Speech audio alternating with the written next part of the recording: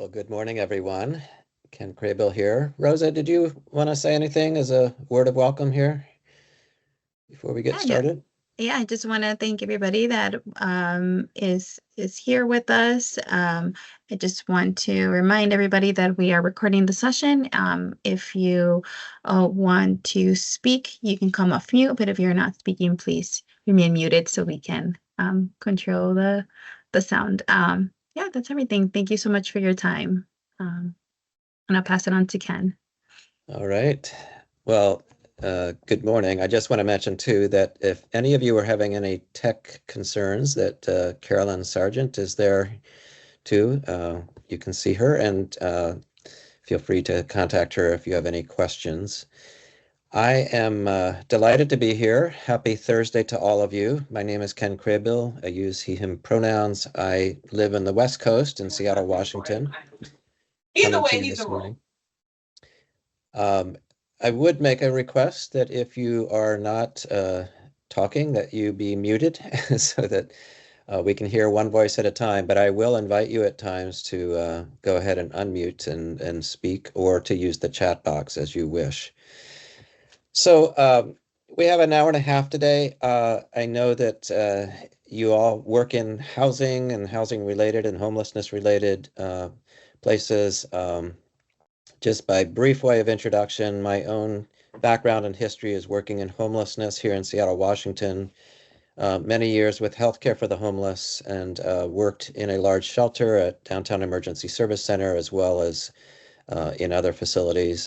Did some street outreach, and also worked with people who were newly housed or making that transition to housing. So I guess all of that to say is that you're my people, from the standpoint that I really appreciate and value what you all do, and have some familiarity, although my experience was some years ago now. So the last 20, 25 years, I've stepped away from direct service and have been more involved in doing teaching and training around a number of those best practices that have arisen over the years. Housing first, of course, and permanent supportive housing, supporting people in that, trauma-informed care. Many of you probably are familiar with various forms of case management, including critical time intervention. All of those are practices that have arisen in the last number of decade and plus that have really made a difference. The one best practice that I have found that has created a foundation for all of that in many ways is motivational interviewing.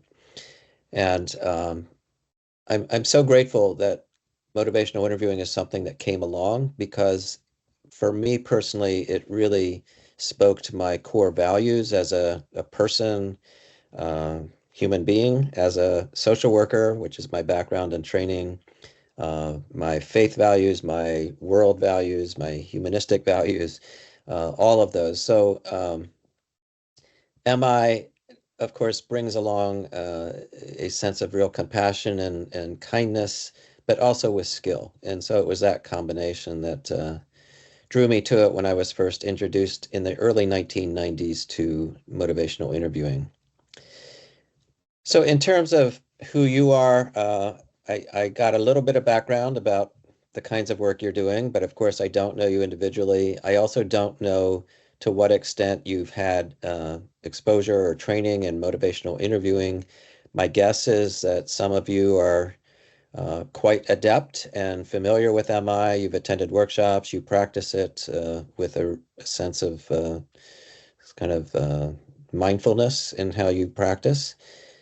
And then there are those of you kind of in between who you've dabbled with it, you know some of the concepts, and then some of you might even be closer to a blank slate where this is all new to you. So wherever you're coming from and whatever your knowledge base, I welcome you. And this, of course, will be an overview of MI, kind of going over the basic ingredients of what goes into an MI conversation.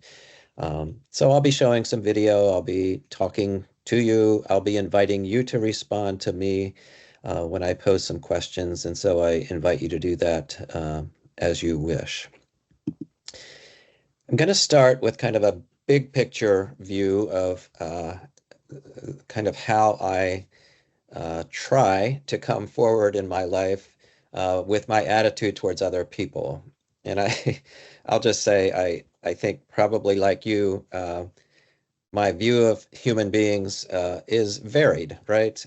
Sometimes I think they shine brilliantly, sometimes not so much, and sometimes it's in between. But when we are doing this work and doing our lives for that matter, I think it's really valuable to try to aspire to seeing people in a particular way. And this is a very short video from a colleague, Bob Jope, who is talking about Carl Rogers, who is actually uh, certainly a strong foundational force behind the development of motivational interviewing. So I'll invite you to listen, and if you have any comments afterward in the chat box or coming off mute, feel free. But let's take a quick listen.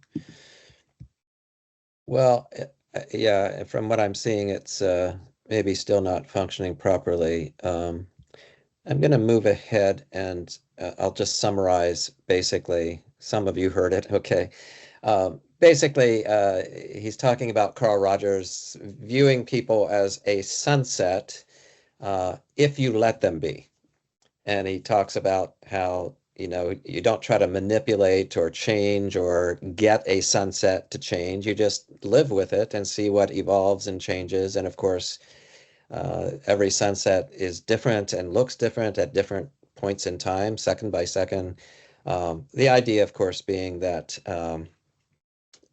we talk about meeting people where they're at, right? Or we talk about accepting people for who they are, and this kind of thing. And this is really what's behind this. So I'm going to move us ahead for the moment and invite you to, again, in the spirit of getting a sense of the grounding nature of MI, share with what I call an MI meditation with you. I'm going to read it aloud part by part. You're welcome to follow along by reading with me, or you can also just close your eyes and listen if you want. But this is an adaptation of MI for a Native American motivational interviewing manual that was developed. And so it uses a lot of Native imagery and ideas that I think are very compelling for helping us understand the attitude set, the mindset that we bring forward when we work with people like you all are doing. So, yeah, please find a comfortable position and take this in with me, if you would. Guide me to be a patient companion, to listen with a heart as open as the sky. Grant me vision to see through this person's eyes and eager ears to hear their story. Create a safe and open meadow in which we may walk together, and make me a clear pool in which they may reflect. Guide me to find in them your beauty and wisdom, knowing your desire for them to be in harmony, healthy, loving, and strong. Let me honor and respect their choosing of their own path and bless them to walk it freely. And may I know once again that although they and I are different, yet there is a peaceful place where we are one. So as you reflect on this meditation briefly, I'm just curious if anybody chooses to want to say anything coming off mute or in the chat box about anything that resonates within that piece with you, that particularly might relate to how we aspire to work with clients, with people we work with, guests, tenants, human beings, anyone at all, anything that resonates or jumps out at you.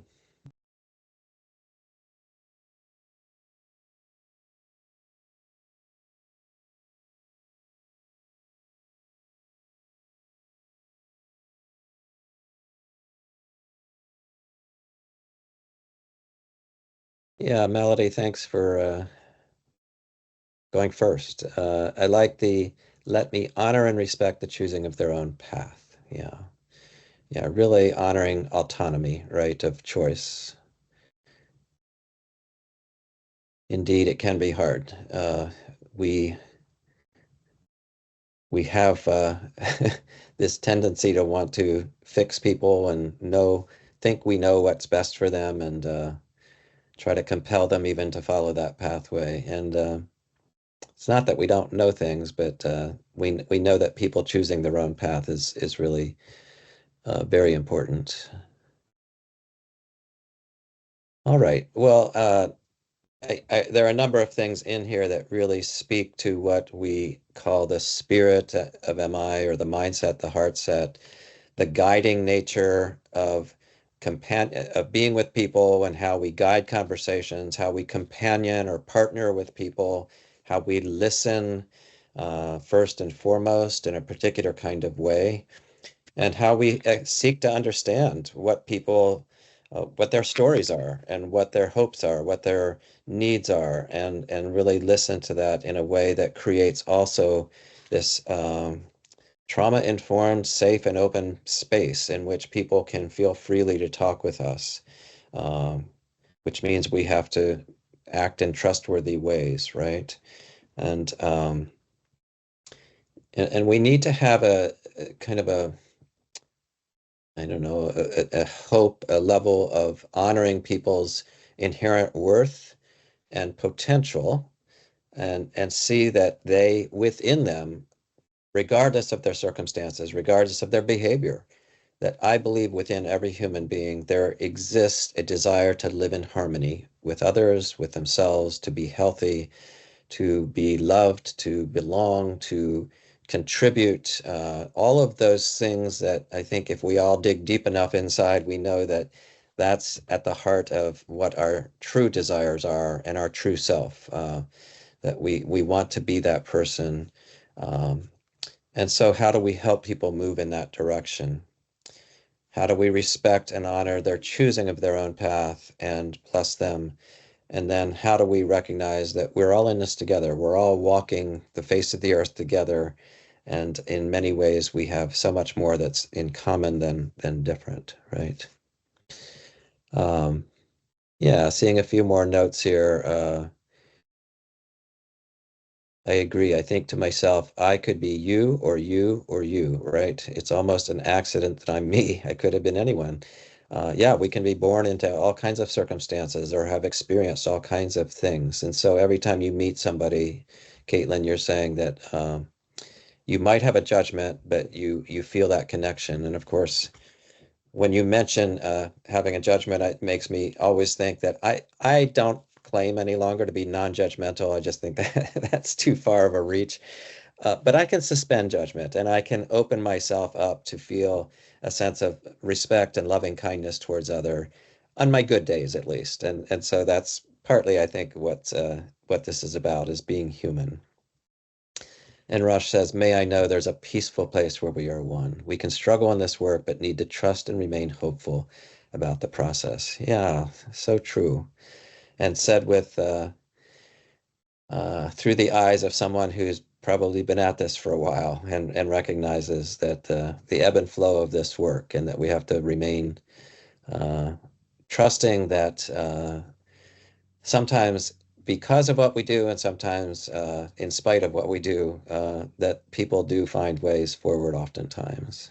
So, well, thank you. I'm always trying to, I really appreciate your comments. And Myra, you say, I always try to remember to treat each other person way I will like to be treated. So succinct and true. Yep, yep.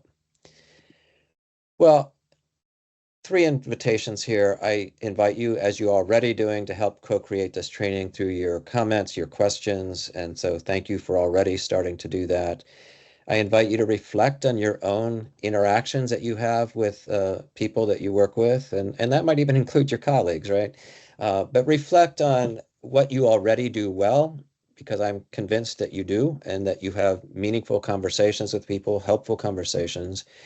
And at the same time, reflect on where there might be places where there's a growing edge, where you might consider shifting something, removing something from your usual practice. I think for many of us, that thing that we have to curb oftentimes is the urgency to try to make things right for people rather than draw upon their own expertise. And then I invite you to share also your perspectives as you choose on diversity, inclusion, equity, culture, all of these things, because MI itself always happens within a cultural context, within a context of a person's individuality. And so we adapt our way of looking to connect with people in that way. All right. And again, we need to have learning objectives for these things, right? And so here are three. Being able to describe why and how MI is particularly a guiding style rather than a more directing style or a following style. Talk about the four elements of the underlying spirit of MI and also some questions where we can elicit and strengthen motivation to change. So again, I'd invite you to participate by just naming a few things in the chat box or aloud, but what are some of the common issues that you explore and address with people you serve? And I'm going to keep this pretty succinct, but just sort of things that rise to the top that you're commonly having conversations with people about around change. Anyone at all want to please go ahead and type that or say it aloud? I know you have conversations all the time.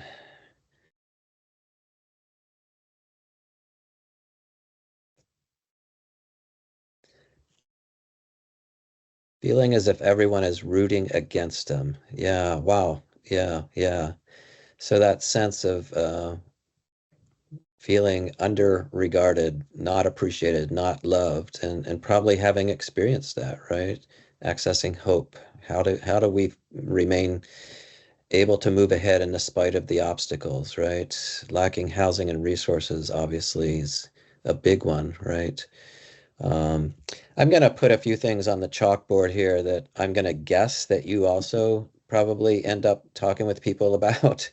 Um, and there's probably more as well, but I put these up here just to say that, virtually any topic is ripe for a conversation in which you explore it with people and learn about how they're thinking and feeling about it, what their hopes are, what their concerns are, and also where there's ambivalence about maybe seeking more mental health help, or maybe ambivalence about their use of substances, or maybe there's ambivalence about making and keeping appointments, or taking good hygiene, or living indoors rather than outdoors. I mean, all kinds of things come up where people have these dilemmas and they're not clearly able to say, I mean, yes, somebody might say, yes, I want housing, but I think it's always also helpful to ask, and what concerns, if any, do you have about getting your own housing? Because there are numerous concerns, as you all know, that might pop up that we can address. And so these are the kinds of things that we converse with people about.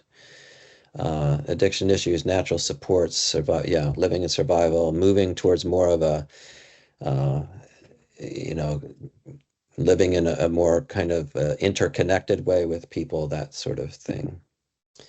Now, what do you know about how to facilitate helpful conversations? And I know you know this, but I would love if you would name a few things that you know are helpful ingredients that go into having a fruitful conversation with people rather than one at which you're at odds with people or they come away saying, "Oh, I don't know that I want to talk to that person again." So how do you present to people? What do you do to make these conversations happen in a positive way? And there's really lots, yeah, there's many questions. What a wonderful way to start, though, Karen. Yeah, asking what it is that you need or what are you hoping for? Having the other person start on a topic that they want to talk about. So really, they're honoring autonomy in that case, Andrew, right? And being able to say, you know, I'm here to really find out what's most important to you that we should talk about. Okay. And then often things come up around listening and asking and affirming strengths and things like that. And so, for the sake of our time today, I'll just move ahead for now because we're going to go over that. But I do have a quiz for you. And I, this is a bit of silliness, but I know that I'm going to use the term MI a lot, which is shorthand for motivational interviewing, but it's also shorthand for some other things. I wonder if you can recognize, is this MI? And if you know the answer, shout it out or put it in the chat box. Uh, Extra chocolate for the first person who responds. MI? Anyone? Look carefully.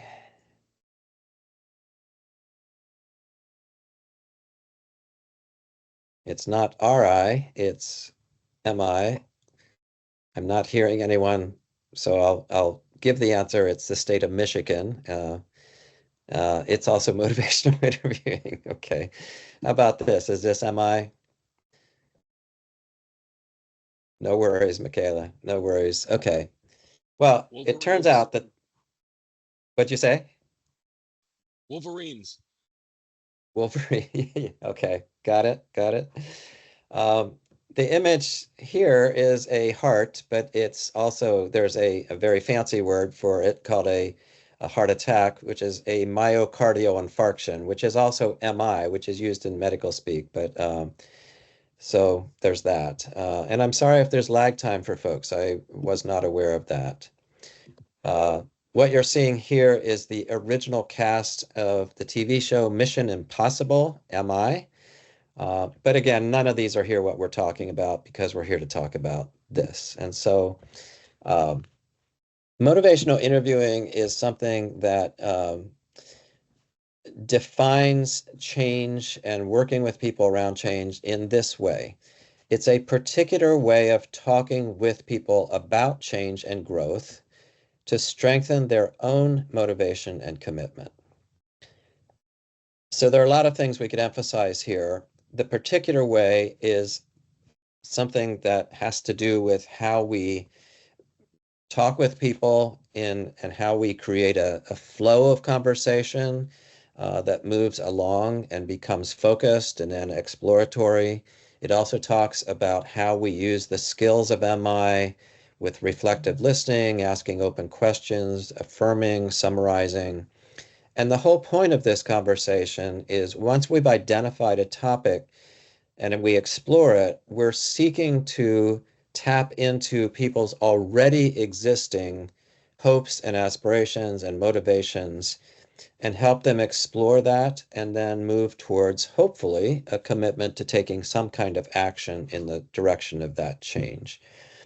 So this is just one way of defining MI.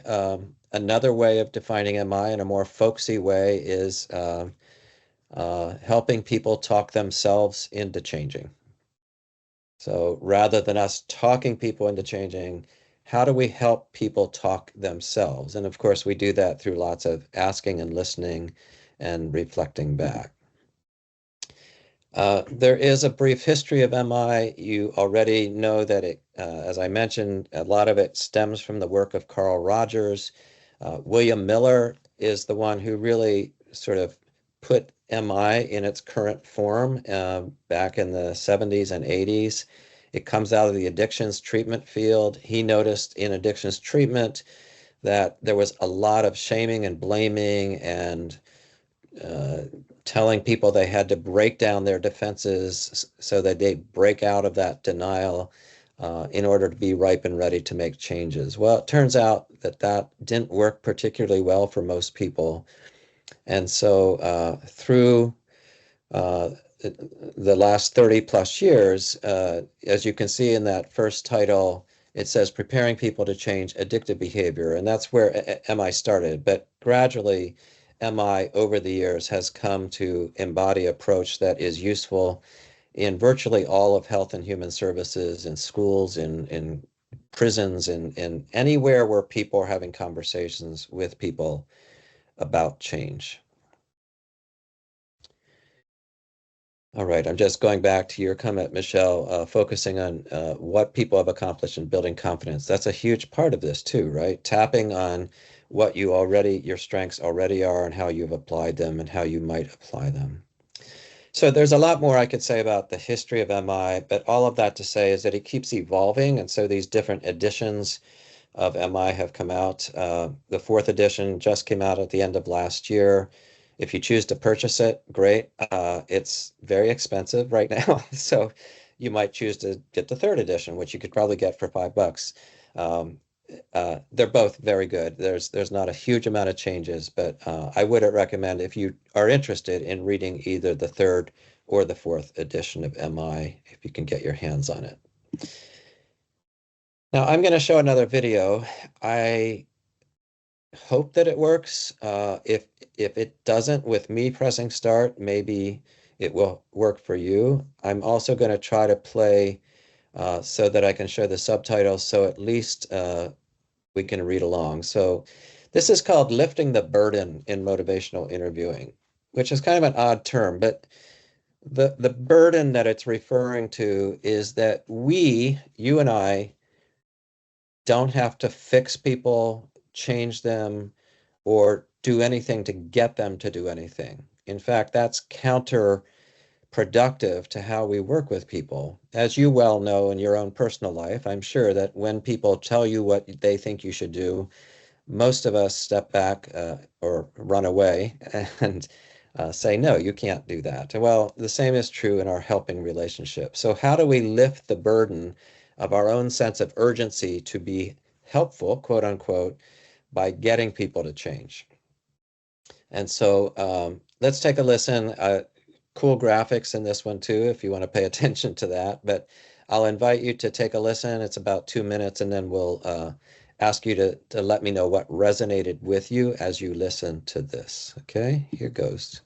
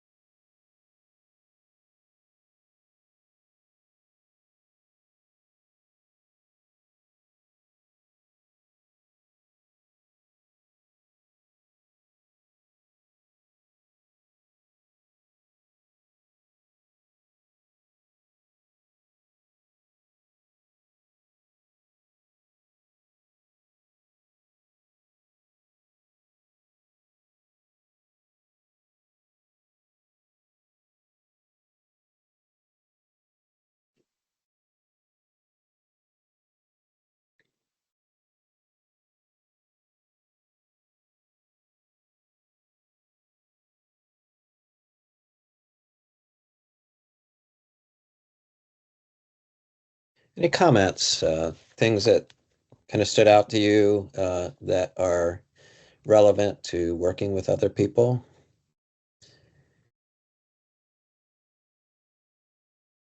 Yeah, thanks, Michaela. I think it is a nice, easy and brief explanation. It is available on YouTube, as you can see, um, that you could Google on your own if you want to watch it again. Lois, yeah, good guiding includes good listening. It's a great quote, isn't it? We begin by listening, and then we find out what people are interested in. And then, of course, we do use our own expertise to let people know what might be out there, what options exist, if they're not already aware of those things. Crystal says it's helpful to let the person guide you where they want to go. Yeah, yeah, absolutely. Um, and again, I'll just make a few comments. One is MI is not for every conversation. Not every conversation that you have with people is about change. Sometimes people come to us and they just need to vent, right? Well, maybe that's what the purpose of that conversation is, and you're just going to listen well and seek to understand. Some people come to us and they're deeply grieving, maybe about a loss of a loved one or a pet or something that has happened to them. And so we listen there without the expectation that we're going to develop some kind of a change plan. But outside of those things, or when there's blood flowing and we need to take action, what we're doing is we're really hearing what people have to say and trying to understand their perspective and what their dilemma is around it, what their mix of thoughts and feelings are, and sort through those. And oftentimes, what emerges is that people feel two ways about something. A part of me wants to cut back on my opioid use, and part of me really feels like I just want to continue, or part of me wants to get housing, but part of me is a little scared about how I'll get along with neighbors or how I'll get along with the landlord or whether I'll continue to be able to paying my rent or will I feel closed in. So all of these are things that we might talk with people about. Anything else that stood out as before we move ahead?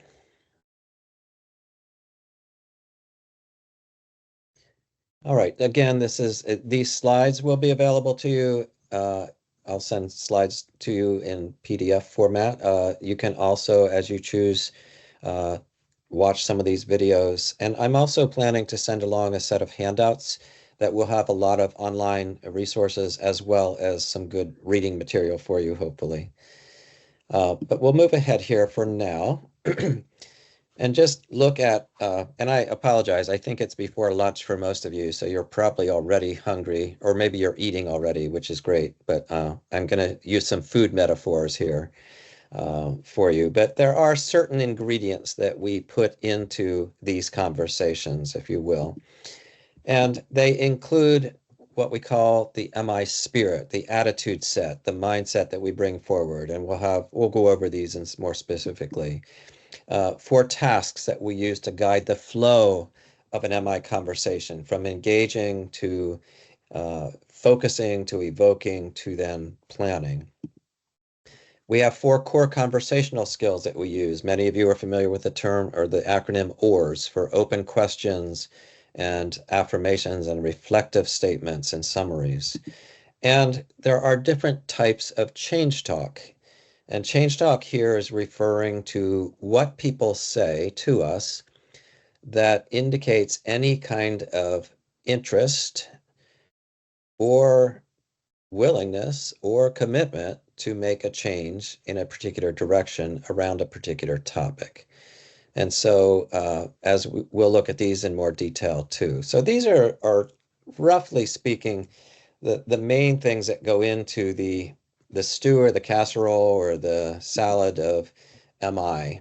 And we take these things and what we do is we use the skills, we convey the attitude, we listen for the change talk that people offer up, and we mix these ingredients together. And one of the reasons why I put allow to simmer is because we know that for many people, change is a stubborn thing, right? It's like it doesn't want to move in the direction of change.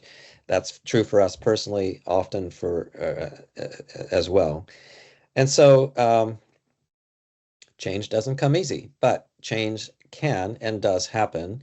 But often it takes some time to simmer, to have people sort of work through the back and forth of should I, shouldn't I, do I want to, do I really need to, is this the time, is this not the time, who can help me, all of these questions that come up when it comes to change. So very briefly, again, elements of MI spirit here include partnering with people, acceptance, compassion, empowerment. I hope to have time to get back to these with a little bit more detail, so I'm going to pass quickly in the moment over these. We also talk about the four tasks of MI. And so we won't be able to go into these in detail, but if you think about a conversation you have with anybody for that matter, whether it's a 2 minute, 5 minute, 20-minute conversation or longer, it's not unusual that it would begin with some form of just, hey, how's it going? What's going on with you? Tell me about this past week. What have been some highlights? What have been some lowlights? Um, Tell me a little bit more. If you don't know the person very well, tell me what you'd like me to know about yourself. What do you enjoy doing? What are your hobbies? What's important to you? What do you value? What makes you tick? Um, this idea of getting to know people as human beings, not as clients and not just as projects to be sort of sorting through all the issues they're facing, but to the extent possible to really get to know people as who they are and in more of the fullness of their humanity, if you will. That said, and I will say that this engaging piece can go quickly, but many times it can be a pretty long-term process depending on who we're working with and what's happening with them. And I will say, given my own work in working with people with chronic mental health and substance use issues, that it hasn't always been easy to get beyond the engaging, but they kept showing up, which was a good thing, right? But eventually, what we're hoping will happen is we'll be able to have a conversation where we find out what it is that a person would like to focus on in the here and now. It might be something that is on their mind. It might be something that's on your mind that you introduce and say, could we talk about this piece for a moment, for a bit? But we might also say to people, I'm aware that, there are several things going on with you. You've got some heart issues. You're also concerned about your housing status. And also you mentioned that relationship with your partner that you're having some difficulties with. So I wonder if maybe we could start with one of those areas to focus on, or maybe there's something else on your mind. So what's happening there, of course, is we're offering a menu of options based on what we already know from the person, as well as maybe something we want to introduce or a guess about where we go. But in order to have a conversation about change, it has to be narrowed down to something that is tangible enough that we can explore it. It's not enough to just have somebody say, hey, I can't keep on living this way.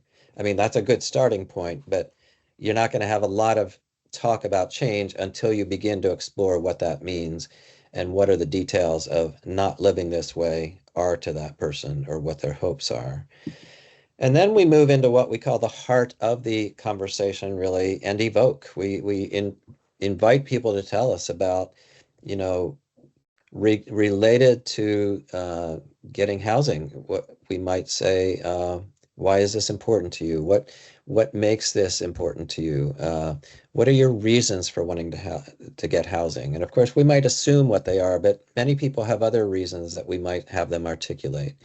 We might also say, if I switch the topic for a moment and say, what do you already, if it's diabetes control, what do you already know about how to control diabetes? It might be if it's related to smoking or using cannabis or anything. It might be something like, what do you like about and what do you not like about using, right? So we can explore these in lots of different ways. And MI is always supposed to be sounding like it comes from you as a human, not from you as an automaton or as an MI kind of therapist or something. We may or may not get to a planning where next steps, but we want to invite people to say, given the conversation we just had, uh, so what do you think you might do next? Or what do you have in mind that you could do next? And can we take a look at that? So again, 4 tasks. I think this will become more clear as we have another exercise we do here. But the OARS are also part of the ingredients of MI, and these are open questions, affirmations, reflections, summaries. I will say this, most of us as helping people are prone to ask a lot of questions and less likely to provide a lot of reflective statements, meaning reflecting back to the person through repeating or paraphrasing or guessing what a person's thinking or feeling. And that's a skill that requires some development. But in motivational interviewing, we really emphasize providing more reflective statements than even questions, right? So somebody says something to you, our first inclination is to ask a question. Well, we can do that and it's fine. But if that's all we do, it can start sounding like an interrogation. So what if we had somebody say something to us and we responded initially with a reflective statement?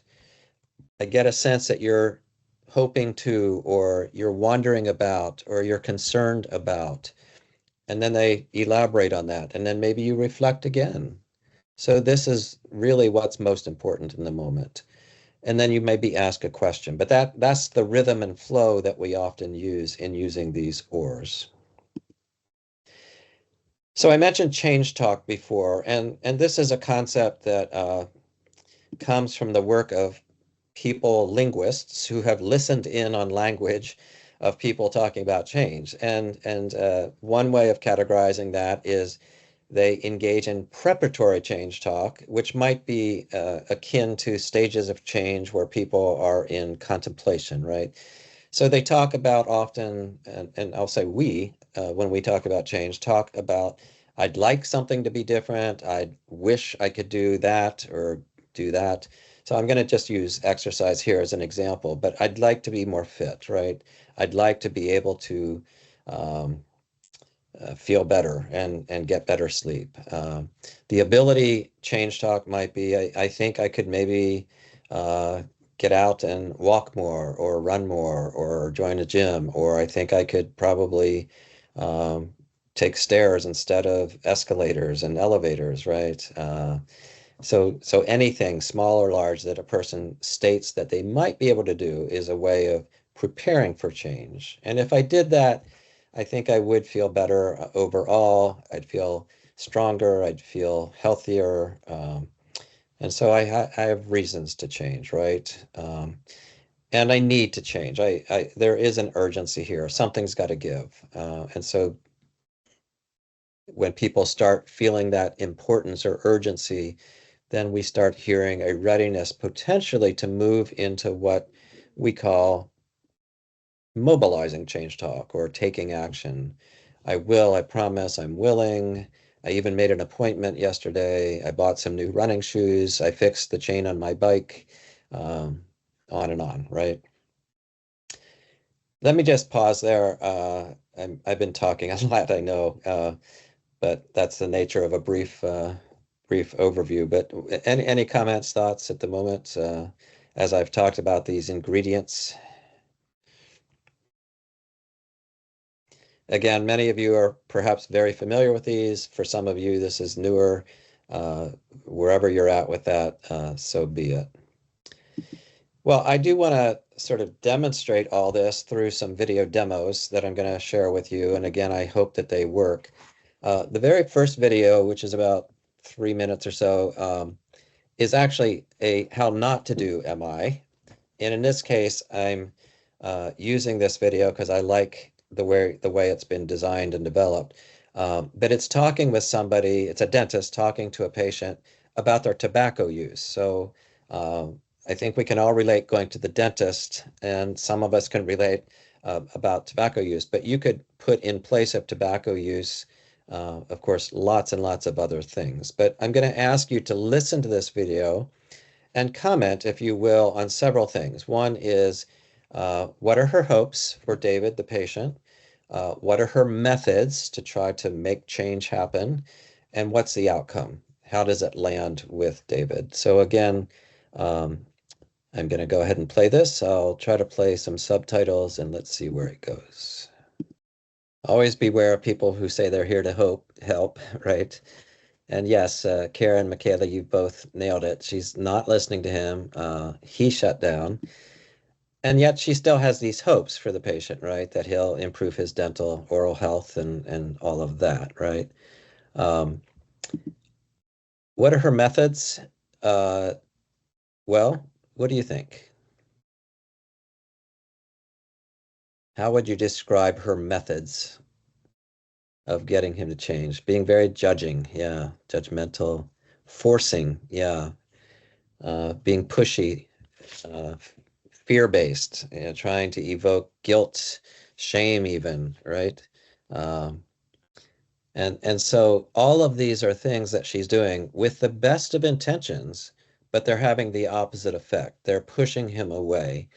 And so by scaring, insisting she knows best, presenting as the expert, not partnering, using the word no very often, good listening, infantilizing him. Yeah, can I go now? Can I go now? All of that, despite her best intentions and her hopes, uh, are not helpful, obviously. And and what is the outcome? I think I'm just going to pretend with you what I think David is going to do and is thinking. Karen says he knows what he wants to work on from there. I feel ready to get up and leave on his behalf. Yeah. Yeah, he's probably going to walk out of there. Is he going to light a cigarette? Absolutely. Probably two at a time. Uh, he's going to be thinking, I'm not sure I want to go back to this dentist. That wasn't pleasant. I don't even like going to the dentist in the first place, not alone talking about that. He's going to feel a sense of guilt and shame. He's not going to be thinking about, oh, I should quit smoking. Likely. He's mostly going to be thinking about, that was a terrible experience. I didn't like it, and I have no interest in pursuing this. And she didn't do anything that inspired me to even think about in a sort of a mindful way about my smoking. So he may well be less open to it, as you're saying, because now he's being triggered, he's emotionally being aroused by it.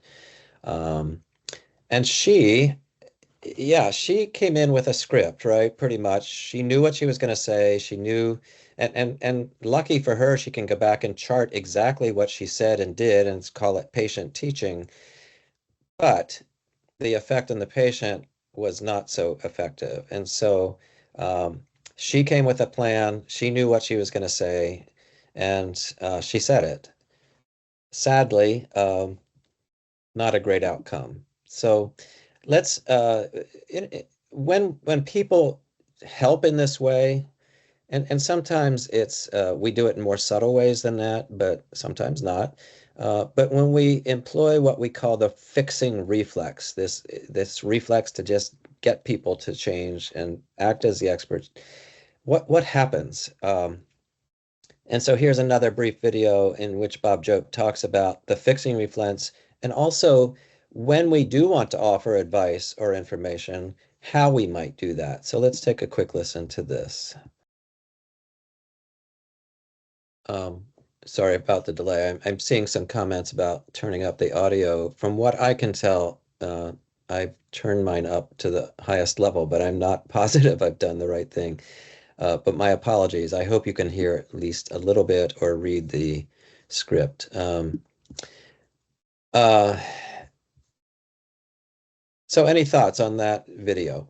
Uh, yeah, it might be my settings, and I can see what I can do about it. Let's do this. Let's give the dentist a chance to reform herself and to practice in a different way.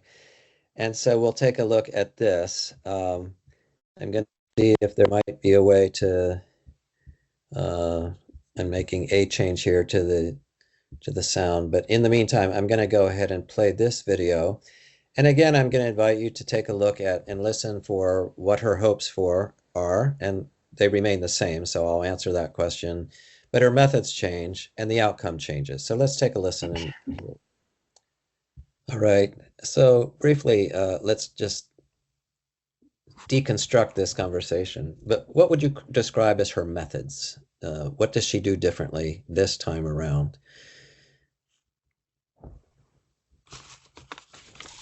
She's curious this time and a lot more reflecting, absolutely.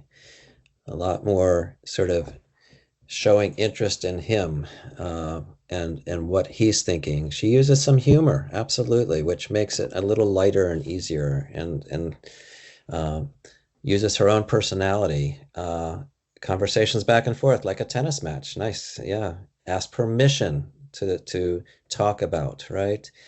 Um, And so, yeah, you could always ask, tell me about the times you tried quitting. What was that like? What happened? What caused you to decide to return to smoking? All kinds of things could be explored, but she has a brief amount of time in her visit, right? And so she moves through it in a way that she listens well, she asks some interesting questions, not only about the past, but also the future. You probably picked up that she says, if there were a situation where you said, I must quit, what would that be? Right. And so she's asking him to imagine what might be down the road if he got to that point. The outcome probably, I would guess, is that he's willing to go back and see her. The other outcome is that he has now heard himself say aloud a number of things, and I'll just point out what stands out to me. But he has already spoken aloud about the usual suspects of smoking, wine, those kinds of things as being the cause of his oral health concerns. Uh, he's talked about the fact that he tried once to quit, but it didn't work, and so he decided not to continue.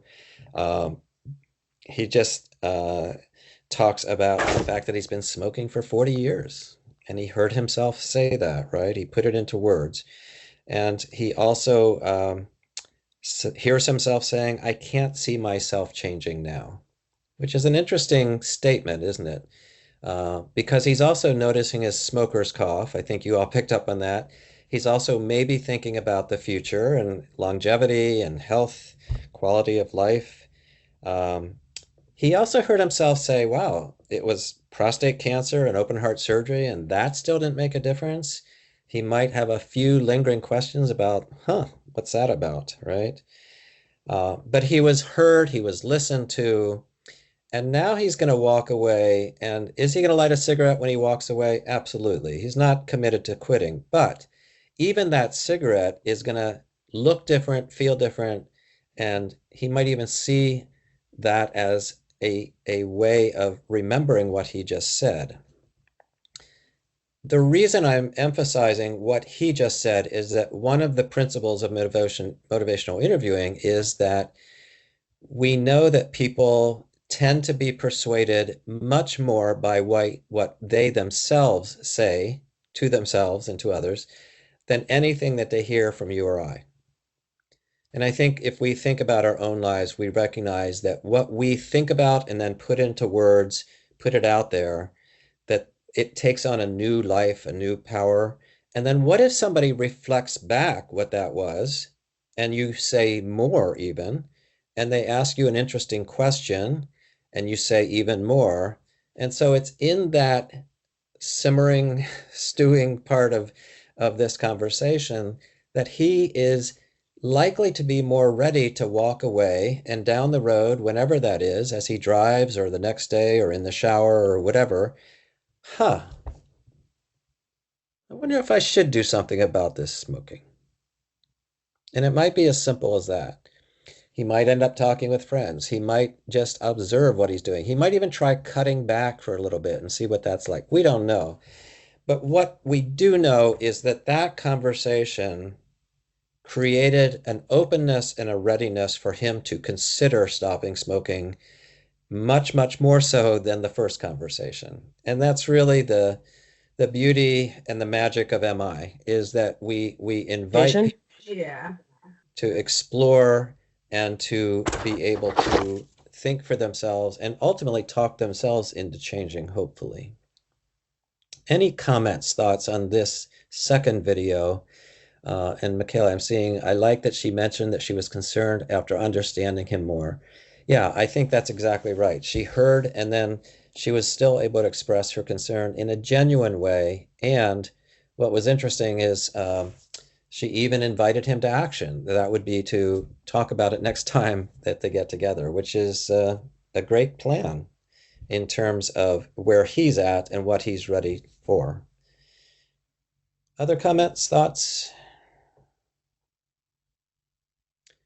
She definitely came into the interview with her own hopes and goals, but I'm a bit confused because that seems against the spirit.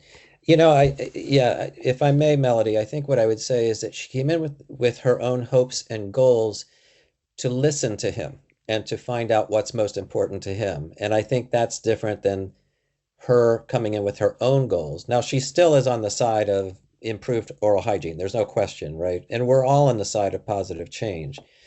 But her primary goal was to listen well and find out what's most important to him and find out, you know, if and when he's ready. So thank you for bringing that up. And if he does ever seriously consider, he knows he can talk to her. Yeah. And if somebody isn't ready for change, you can talk to someone about harm reduction. Exactly. And I will say that harm reduction and MI go totally hand in hand. So change in this case isn't an either or proposition. If somebody is interested and willing to cut back even a wee bit on a behavior that is something they're concerned about or doing harm, that is change, absolutely. And so harm reduction, and in the handouts I'll send to you, there's a two-pager on harm reduction and MI that you might be interested in reading. Okay, I realize we have a relatively short amount of time. I want to do a very quick exercise with you to give you a feel for what this might be like for yourself. So this is not something to share in the chat box. This is for you only. But would you kindly think of something, if you choose to, you don't have to, but would you think of something that's of concern to you right now in your life that you've been going back and forth, thinking about changing, haven't changed yet, maybe tried, but then let go of it? It might be an attitude, a behavior. Um, and for those of you who just can't imagine anything about yourself that you need to change, I'm going to prompt you with some of these possibilities here. Uh, that's a lot of fine print, right? But you can see that all of these and more are behaviors that we might consider changing in our lives. So I'm going to trust that you have something in your life that you're going back and forth about, and whether it's from this list or not. And so I'd ask you to identify that. And so we're going to call that the focusing process or the focusing task. And now I'm going to move into an evoking task if we think about the flow of a conversation. And these are some sample questions that we might ask to elicit and strengthen motivation with somebody. These aren't the only questions, but these are a good sample of questions that help to explore the different aspects of change that we talked about in that darn cat acronym, right? So one question is, given what you've decided, and you might jot down some answers or just think about them, and this is going to go quickly, so sorry about that, but what might be some benefits of making a change with the topic, the issue that you've just identified for yourself? And to yourself, think about what they might be, maybe 2 or 3 benefits. And I'll just leave a ever so brief pause. Think about that. Another question I'll ask is, what might be at stake if you don't change? What might be some consequences if you just keep things as they are and choose not to make a change at all in this area?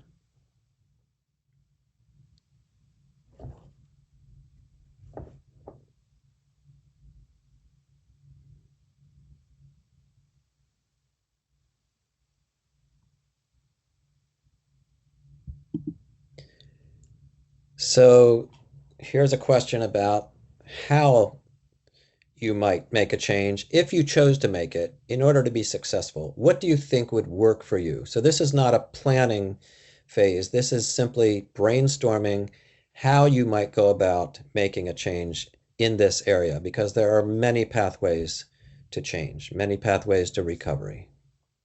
What do you think would work for you? And in pretty concrete terms, if you can.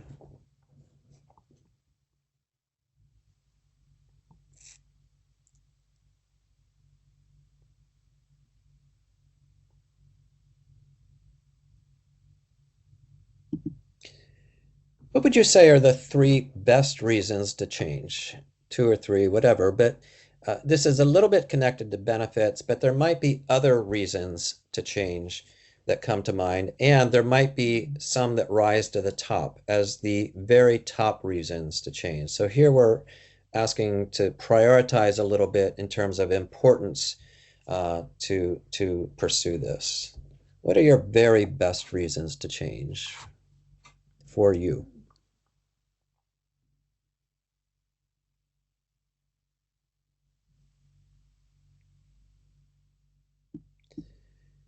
Who could support you? Change is difficult by ourselves, for ourselves. It can be done, but so often it's helpful to have somebody on your side who's there to encourage you, but also to nudge you, to be there with you in solidarity, to be part of the kind of the plan. Who might that be for you? Could be just one person, could be several.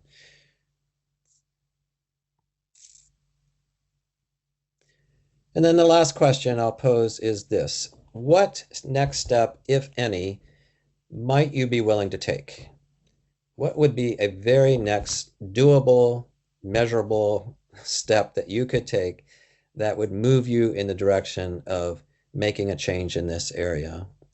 And so again, we're talking about very concrete steps like, you know, talking to someone, like reading about it more, about making an appointment, about trying it out a little bit and just taking a bit of a foray into trying something.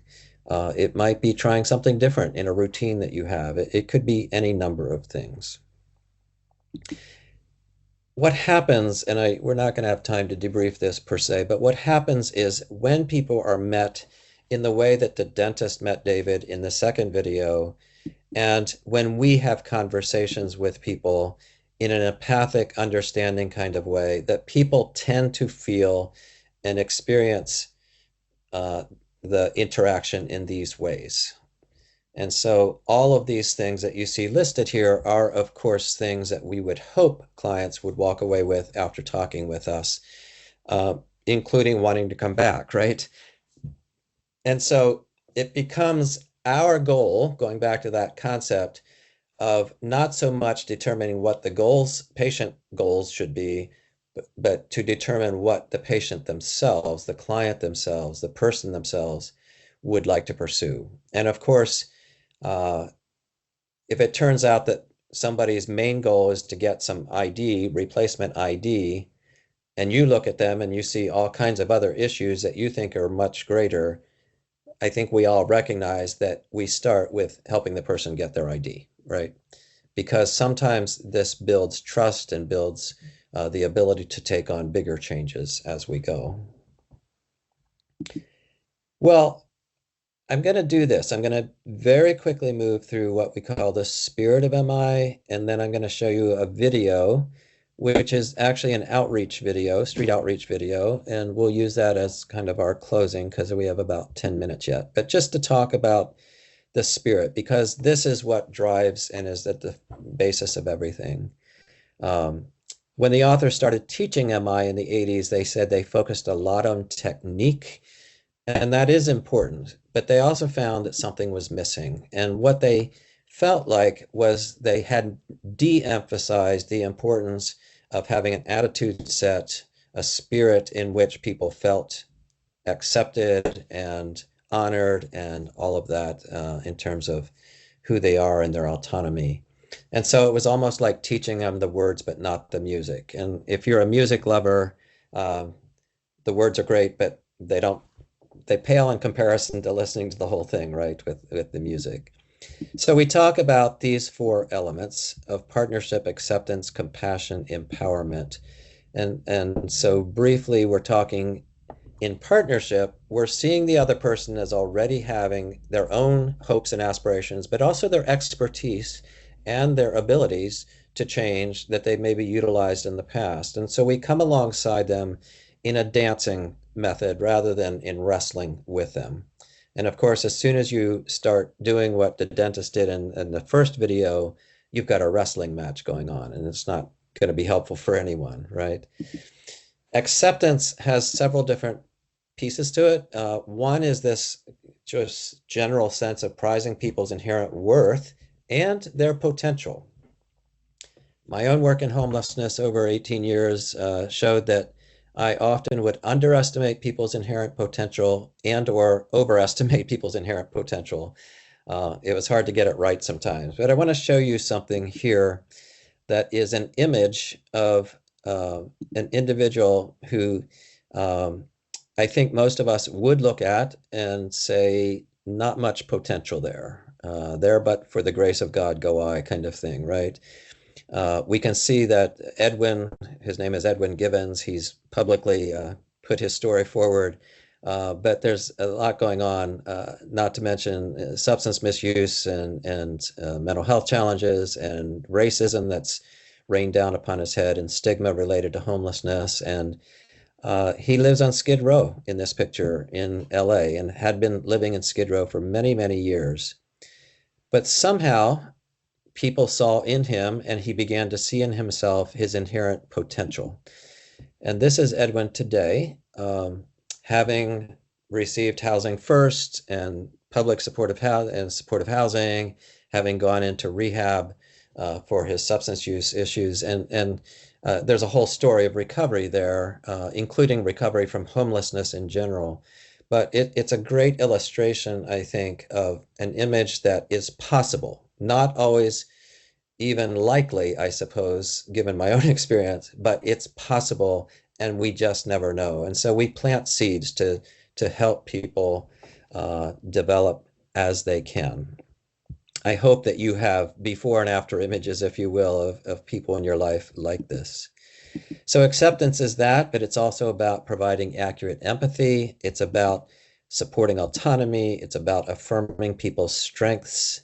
It's also about being compassionate, about coming alongside people in their difficulties, in their suffering, being in solidarity with them in that without prematurely trying to get them to change or certainly not trying to fix it all for them, but prioritizing their needs.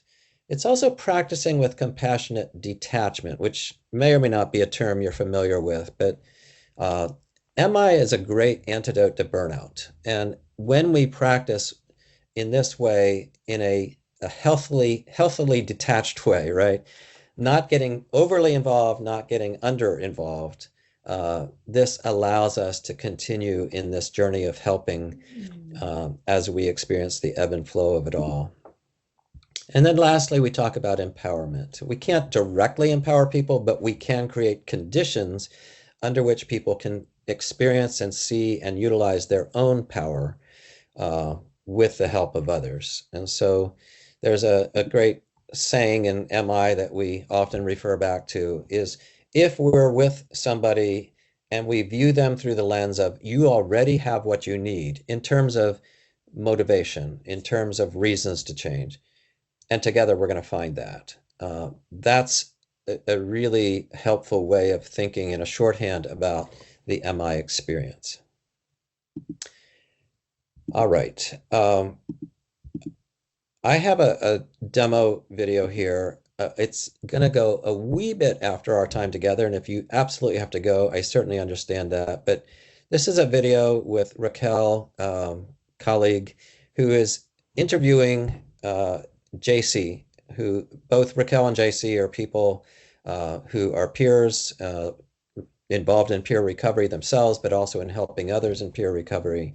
But they have this very spontaneous interaction in which I was present and we asked them to do a demonstration of MI. And so Raquel, in this case, takes the lead as the interviewer. And what I'm showing this in part because it's a really beautiful, culturally attuned way to have an MI conversation. It's also wonderful in the spirit that's exuded in it.